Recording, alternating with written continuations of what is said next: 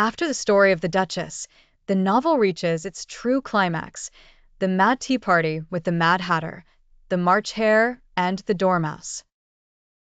Alice encounters a cat, but this is no ordinary cat.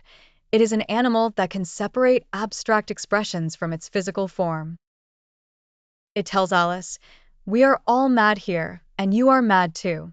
If you want to fit into our society, you must acknowledge that we are mad, and the maddest of all are the Hatter and the March Hare."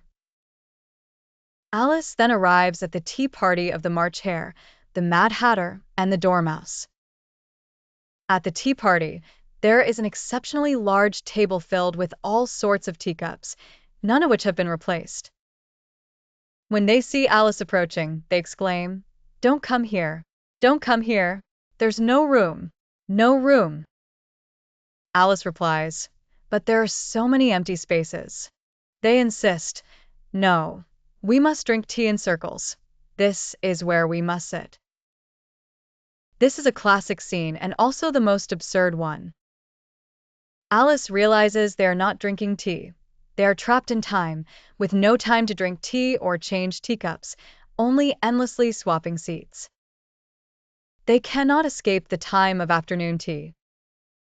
01Y is the Mad Hatter mad? Let's talk about the Mad Hatter. Today, if you visit various Alice-themed parks, whether in Cheshire, England, or the more famous Central Park in New York, you will find a sculpture of the Mad Hatter's Tea Party. If you go to Disneyland, there is usually an Alice-themed garden where the main storyline revolves around the tea party of the Mad Hatter, the March Hare, and the Dormouse. Many people, even if they haven't read Alice's Adventures in Wonderland, have certainly heard the riddle. Why is a raven like a writing desk? We will explain this shortly. For now, think about why a raven is like a writing desk. This is a question posed during the Mad Tea Party by the March Hare and the Mad Hatter. First, let's discuss why he is called the Mad Hatter. The Mad Hatter and the March Hare indeed reflect the connection between real life and fantasy literature. Before the 19th century, there was a type of beaver fur hat in England. Beaver fur is particularly good. It is waterproof, warm, and dense, making it easy to make hats. However, the thick keratin layer of beaver fur makes it difficult to turn into felt. So, what do? They brush a solution of mercuric nitrate onto the felt, and when heating the solution, mercury vaporizes.